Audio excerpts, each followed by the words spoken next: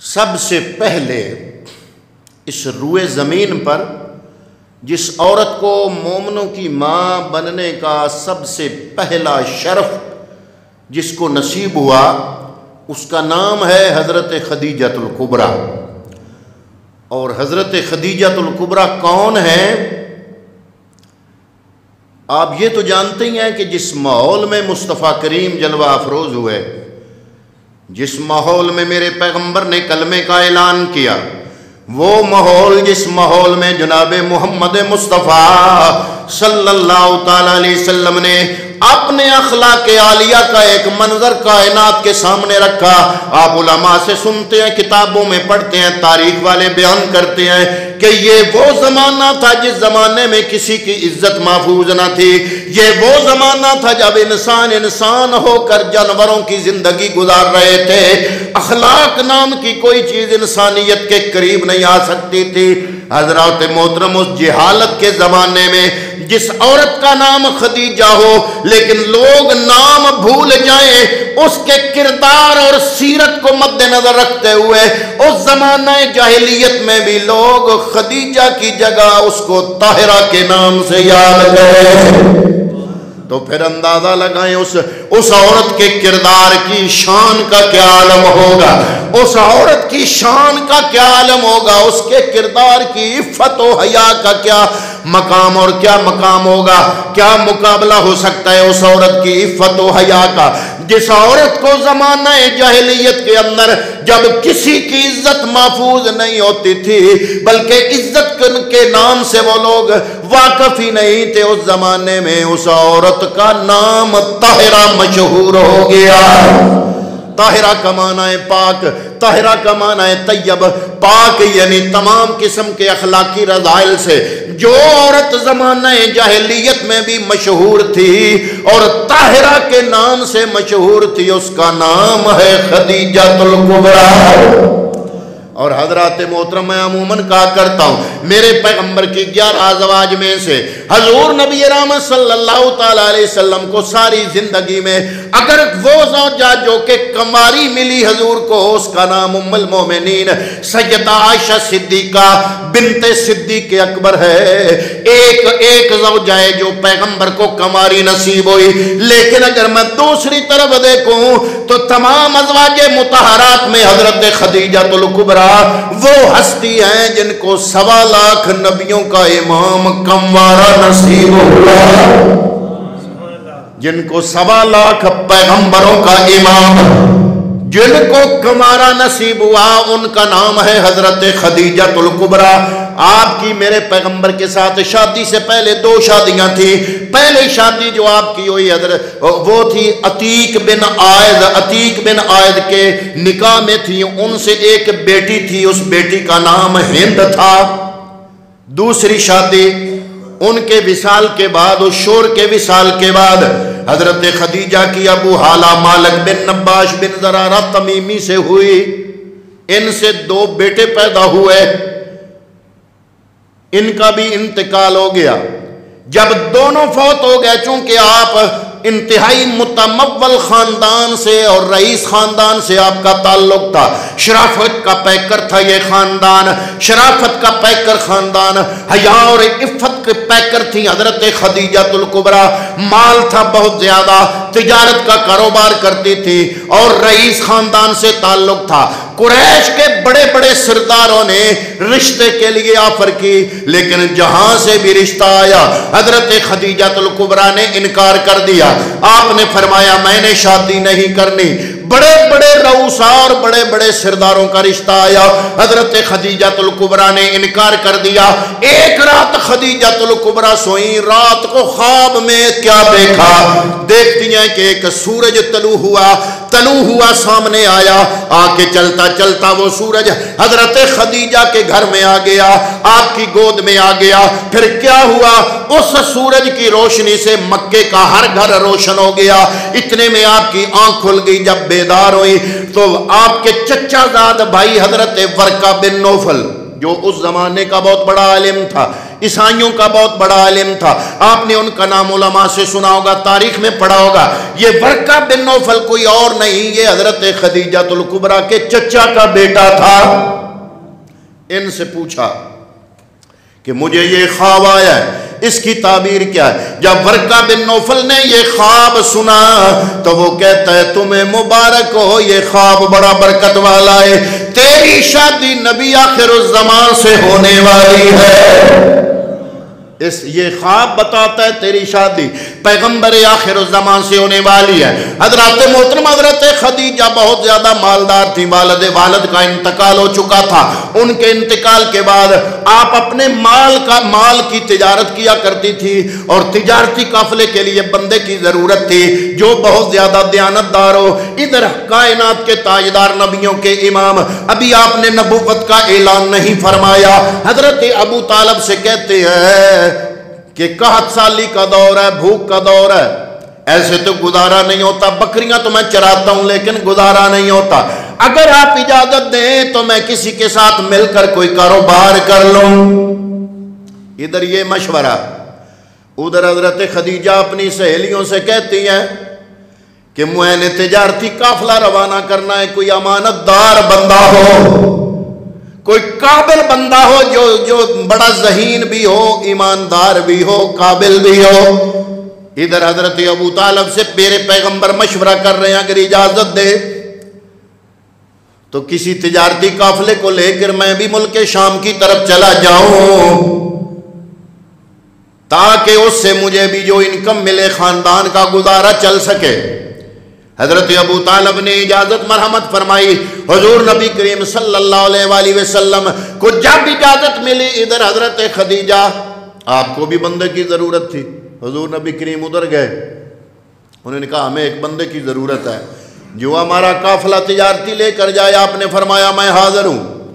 حضور نبی رحمت صلی اللہ تعالیٰ علیہ وسلم اپنے حضرت خدیجہ کا تجارتی قافلہ لے کر تجارت کے لیے دوسرے ملک گئے۔ ساتھ غلام بھی تھے حضرت خدیجہ کے، وہ بتاتے رہے کہ کیسے کیسے پیغمبر جہاں جہاں گزرتا ہے درخت جھک کے سلام کرتے ہیں۔ جو منافع ہوتا ہے، جب واپس آیا قافلہ تو مکمل حساب کتاب اور ایمانداری کے ساتھ سارا حساب لگا کے میرے پیغمبر نے وہ منافع حضرت خدیجہ کے حوالے کر دیا۔ ادھر حضرت خدیجہ کے دل میں آپ کے کردار کی ایک دھاک بیٹھ گئی، بلکہ ایک واقعہ مورخین نے لکھا ہے کہ حضرت خدیجہ کی بہن تھی حالہ،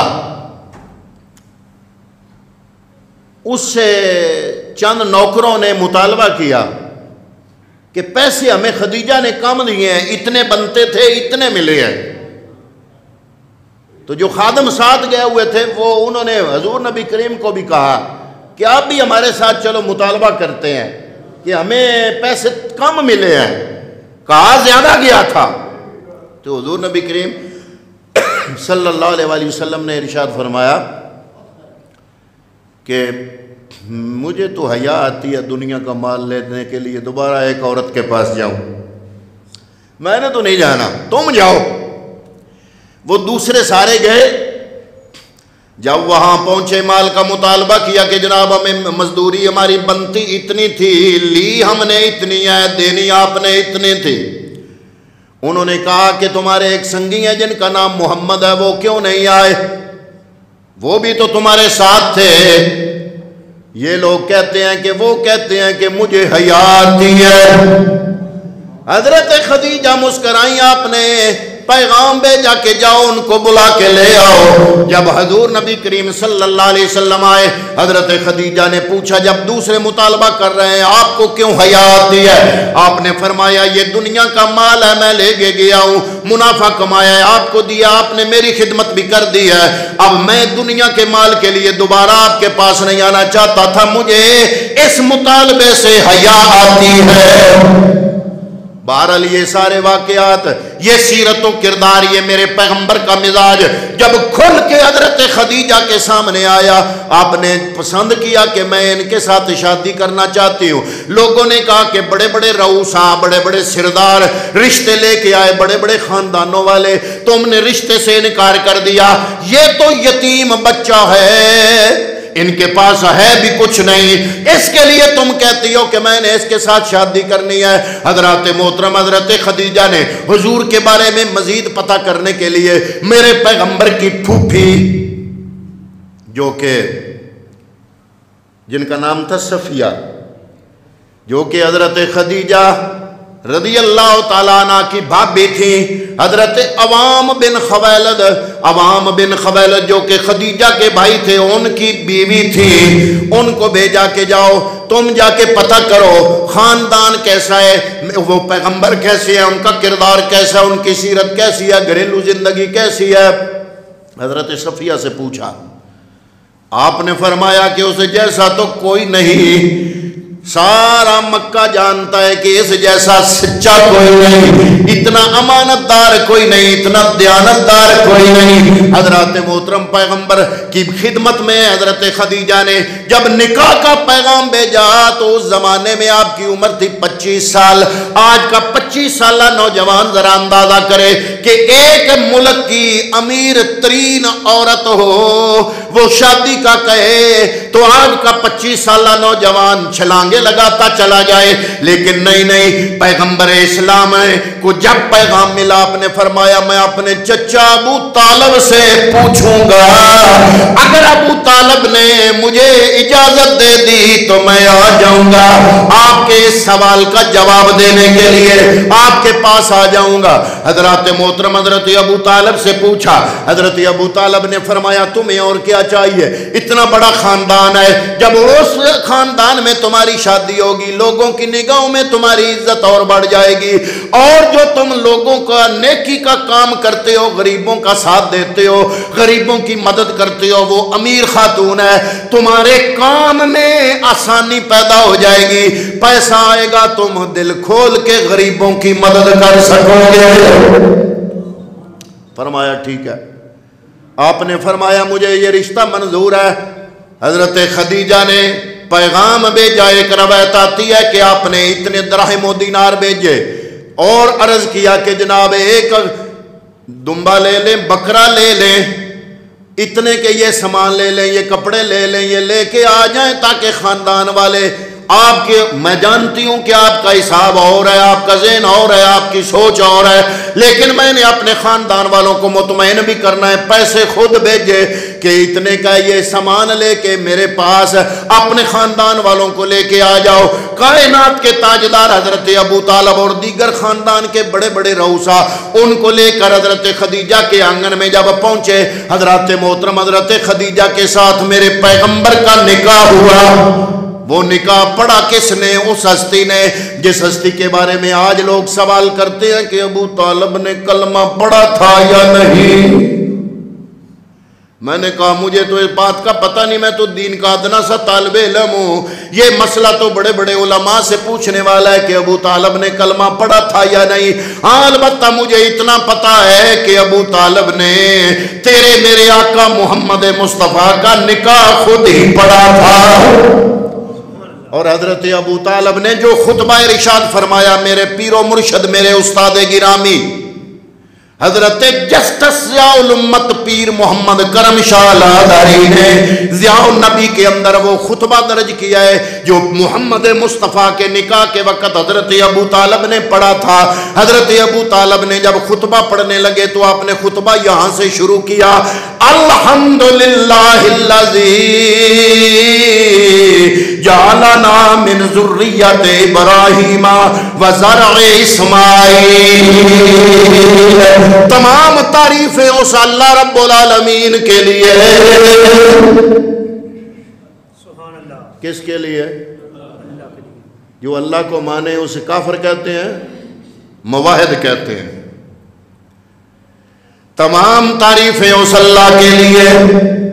جب میرے نبی کا کلمہ نکاح پڑھا جا رہا ہے، میرے پیغمبر نے ابھی اپنی نبوت کا اعلان نہیں کیا، حضرات محترم ابھی نبوت کا اعلان نہیں ہوا، جب نکاح پڑھا جا رہا ہے اور حضرت ابو طالب یہ خطبہ دے رہے ہیں، الحمدللہ الذی جعلنا من ذریۃ ابراہیم وزرع اسماعیل، تمام تعریفیں اس اللہ رب العالمین کے لیے ہیں جس نے ہم کو حضرت ابراہیم کی نسل سے پیدا کیا اور حضرت اسماعیل کی اصل سے پیدا کیا۔ آگے سارا خطبہ ہے اور تعریفیں اس رب کے لیے ہیں جس نے ہمیں اپنے گھر کا نگہبان مقرر کیا۔ یہ لفظ بولا حضرت ابو طالب نے میرے پیغمبر کے نکاح کے وقت، جو گھر اللہ کا ہے اس گھر کا ہمیں اللہ رب العالمین نے نگہبان اور پاسبان بنا دیا۔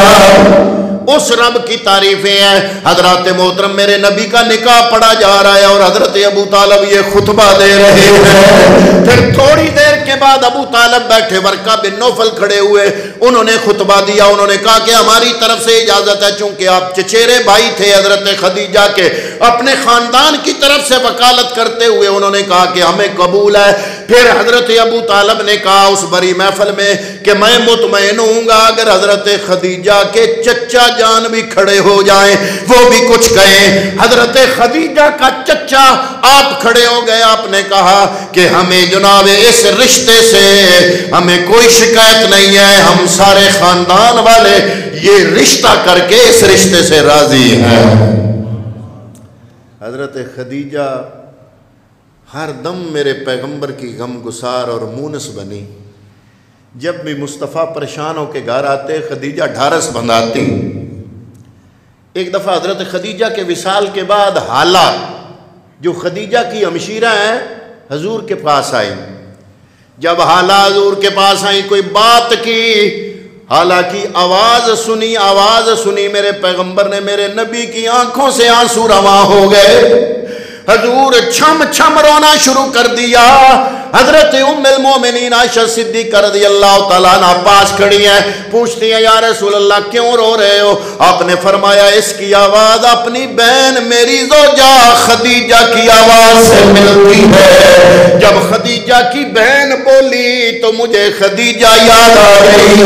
ام المومنین سیدہ عائشہ صدیقہ عرض کرتی ہیں یا رسول اللہ آپ ایک بوڑھی عورت کے لیے اتنا رو رہے ہیں، حالانکہ اللہ رب العالمین نے آپ کو کثرت ازواج سے نوازا ہے۔ میرے پیغمبر بولے، آپ نے فرمایا اے عائشہ اب یہ بات نہ کرنا، جب سارا جہان میری تکذیب کر رہا تھا خدیجہ میری تصدیق کر رہی تھی، جب سارا جہان مجھے ستا رہا تھا خدیجہ جب میں گھر آتا تھا خدیجہ کی ڈھارس سے میری تھکاوٹ دور ہو جایا کرتی تھی، جب سارا جہان سارا کفار کا سارا ماحول میرے اس پیغام کے خلاف چلتا تھا، میرے خلاف چلتا تھا اور میرے اس پیغام کے خلاف سازشیں کرتا تھا، اس وقت میرا ساتھ کوئی دینے والا نہیں تھا سوائے خدیجہ کے۔ حضرت ام المومنین بخاری شریف کی روایت ہے، ام المومنین سیدہ عائشہ صدیقہ نے ایک دفعہ فرماتی ہیں کہ پوری کائنات کی عورتوں میں سے ایسی کوئی بھی نہیں کہ جس سے میں رشک کروں، کیوں؟ اس لیے کہ میں محبوب رب العالمین ہوں، میں 1.25 لاکھ نبیوں کے امام کی محبوبہ ہوں، اور پیغمبر اس وقت جو بھی ازواج ہیں ان سب سے زیادہ مجھ سے پیار کرتے ہیں۔ اور مشکاۃ شریف کی حدیث پاک حضور سے پوچھا گیا سب سے زیادہ پیار کس سے ہے؟ تو آپ نے فرمایا عائشہ سے مجھے سب سے زیادہ پیار ہے۔ اسی لیے ام المومنین فرماتی ہیں کہ جس سے تمام نبیوں کا امام پیار کرے، جس کو رب پیار کرتا ہو، وہ نبی جس سے پیار کرے، تو میں کسی عورت سے مجھے رشک کرنے کی ضرورت نہیں ہے۔ اور فرماتی ہیں سوائے ایک کے میں اس مقام پہ فائز ہونے کے باوجود بھی ایک عورت سے میں بھی رشک کرتی ہوں، ٹھیک ہے بڑا میرا مقام ہے، 1.25 لاکھ نبیوں کا امام مجھے چاہتا ہے، جس کو رب چاہتا ہے وہ پیغمبر مجھے چاہتا ہے، تمام عورتوں سے میں اعلیٰ ہوں، لیکن ایک عورت سے میں بھی رشک کرتی ہوں۔ پوچھا گیا وہ کون ہے؟ آپ نے فرمایا وہ خدیجہ ہے، ان کا وصال ہوئے اتنا عرصہ گزر گیا، لیکن میرا پیغمبر آپ بھی جب بکرا ذبح کرتے ہیں، دمبا ذبح کرتے ہیں اور وہ اس کا گوشت تیار کرتے ہیں تو سب سے پہلے وہ گوشت ام المومنین خدیجہ الکبریٰ کی سہیلیوں کو بھیجا جاتا ہے۔ اس سے پتہ چلتا ہے کہ پیغمبر آخر الزمان کے دل میں حضرت خدیجہ کا کیا مقام ہے۔ حضرت محترم حضرت خدیجہ رضی اللہ تعالیٰ عنہ ام المومنین خدیجہ الکبریٰ، آپ نے جب آپ کا وقت وصال قریب آیا نا تو حضور نبی رحمت صلی اللہ علیہ وسلم سے گزارش کی، یا رسول اللہ میری ایک خواہش ہے۔ آپ نے فرمایا بتاؤ۔ عرض کی یا رسول اللہ وہ بیان کرتے ہوئے مجھے حیا آتی ہے، وہ خدیجہ جس نے اپنا سارا مال مصطفیٰ کے قدموں میں بچھا دیا، زندگی میں قدم قدم پر ساتھ دیا، ایک چھوٹی سی خواہش نبی کے سامنے رکھتے ہوئے عرض کرتی ہیں یا رسول اللہ مجھے حیا آتی ہے، میری ایک خواہش ہے آپ کے سامنے رکھ نہیں سکتی، آپ اپنی بیٹی فاطمہ الزہرا کو بھیجنا، میں ان کے سامنے رکھوں گی۔ حضور نے حضرت عائشہ صدیقہ کو جب وہ کہا تھا نا جملہ تو ساتھ یہ بھی کہا تھا کہ اے عائشہ جب سارا جہان دشمن تھا نا تو یہ ڈھارس بناتی تھی، اور ایک یہ بات بھی ہے کہ میری ساری اولاد خدیجہ سے ہے، میری ساری اولاد حضرت خدیجہ سے ہے۔ یہ حضور نبی کریم صلی اللہ علیہ وسلم کا جملہ تھا۔ حضور کی چاروں بیٹیاں ان کی ماں حضرت خدیجہ رضی اللہ تعالی عنہ، اور اصول کافی شیعہ حضرات کی معتبر کتاب ہے جس کی جلد نمبر 1 صفحہ نمبر 278 70 نمبر 2 پر یہ جملہ لکھا ہے کہ چاروں بیٹیوں کی ماں خدیجہ الکبریٰ تھی۔ تو حضرت خدیجہ الکبریٰ عرض کرتی ہیں یا رسول اللہ صلی اللہ علیہ وسلم زہرا کو بھیجنا، میں اس سے کہوں گی وہ آپ سے کہہ دے گی جب حضرت فاطمہ الزہرا کو میرے پیغمبر نے بھیجا جاؤ تمہاری ماں کچھ کہنا چاہتی ہے میرے سامنے کہتے ہوئے حیا کرتی ہے، جاؤ پتہ کرو کیا کہنا ہے۔ حضرت زہرا قریب آئیں، اے امی جی کیا کہنا چاہتی ہیں؟